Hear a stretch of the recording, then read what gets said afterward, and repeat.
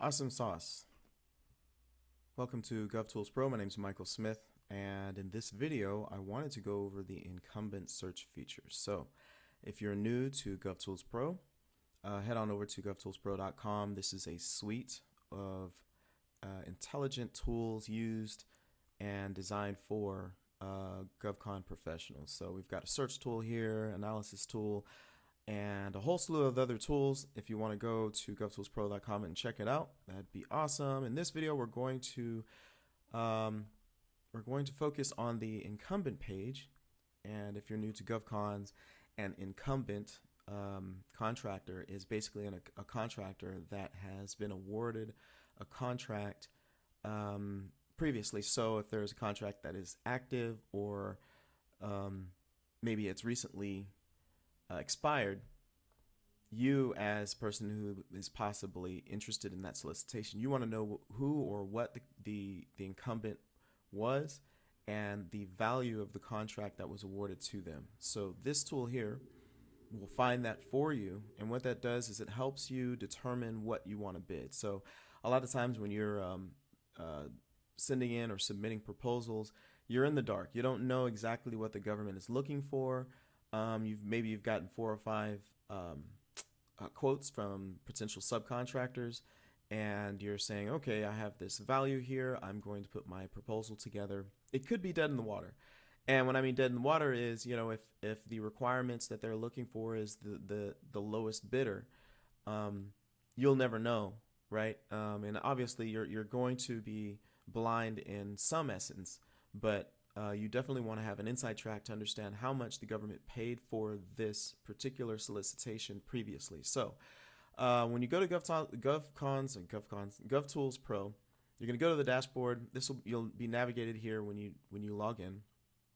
And there's 2 ways to basically get the information from the incumbent contractors page. And the first way is exactly this. Go into tools, drop down, going to incumbent contractors, and you'll see this form here.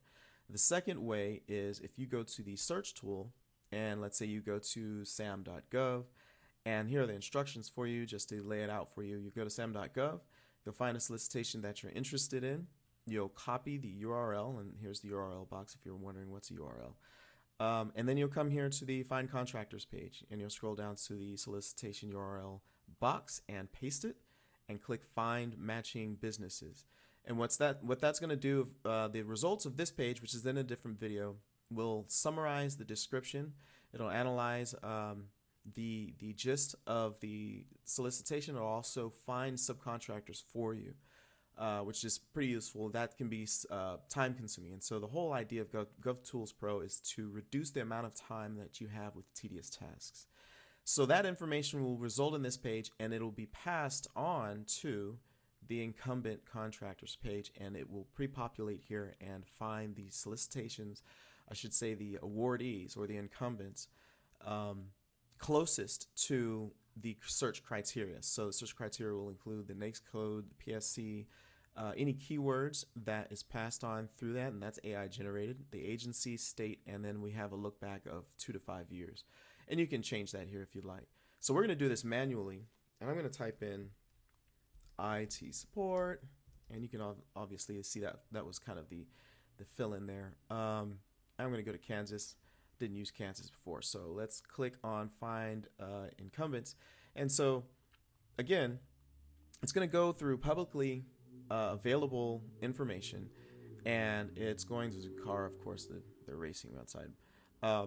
And it's going to find the closest to your requirements. So during this time period in the state of Kansas with keywords of IT support. So I didn't put the agency, and I didn't put the NAICS code. And so you'll see we actually grade them according to how closely to your requirements we have. And so these are low because I don't have more filters in, right? And so this is judging on all the filters and all the criteria. If those aren't left in, then obviously it's not going to be able to find exactly what you're looking for. So here are the incumbents that were found. It looks like there are 6 potential incumbents found. None of them were high. None of them were medium. They're all low, and that's as expected because we only put in IT and Kansas. And so we're gonna see other things that are highlighted here. This is the company, the incumbent. for a specific solicitation that matched your search criteria. And it's going to show you information like the dates that it was signed, the department, the amount, which is what we're looking for, is the amount. We want to know how much did the government pay for this specific solicitation previously, so that when we come back, if we're doing a solicitation similar to this one, we know, hey, let's not do 800,000, let's not do 900,000. The government paid less than that, and they most likely can get that service again from this Training Technologies and Support Inc. So we definitely want to come in under this, and of course your proposal needs to fulfill all the requirements, but this is definitely a tool you want to be able to check out. The contract completed 6 to 12 months before this solicitation, before this time period that we put in. And we have other information here. You can view the contract details. There's information that was extracted from USA Spending and also FPDS. And so if you are a veteran, of course, you know that you can go to FPDS and search in their database as well. What we do is combine information on top of the solicitation from SAM.gov. We also combine it with USA Spending and FPDS to give you a more unique and informed information. This one actually has the solicitation ID. Not all of them do. That's just if the agent, like you can see here, they didn't put it in. If the agent decides to fill that in, that's great, because then you can go back to SAM.gov and using the solicitation ID, compare this solicitation with the one that you're interested in. And that's an extra level of comparison that you can use to ensure that this, what is this, Mountain Technology or Technical Services matches the solicitation that you're interested in, right? So let's say they had a solicitation and they won it, they completed it, and now the government is ready to solicit this again. So these would be the people that you would be competing against, and of course you'd want to say, okay, well, how much did the government pay for that? $4,644,000. We also have additional details here if you want to do a deep dive, and it'll go through the company overview, the contract details. Again, some information that you can see on the preview, some of the financials. We have a timeline here if that's interesting for you. Again, the competition, you'll see the number of offers received and the place of performance. So this information will be filled in based on the agent filling it in. So not to worry if you're seeing NAs, you're like, well, what's going on? That's purely up to them. And if you want to see the raw data itself, you can come down to View on FPDS, and that'll navigate you to FPDS, and you can take a look. And the form is jumbled, pre-warmed, but if you're used to looking at FPDS, it'll be no problem.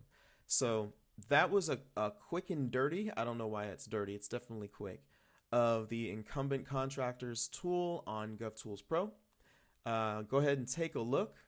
Navigate to govtoolspro.com, and we also have a free trial, 5-day trial period, where you can go ahead and register and take a look at all of the different features that we have available. So again, thanks for your time. govtoolspro.com. We're here for you.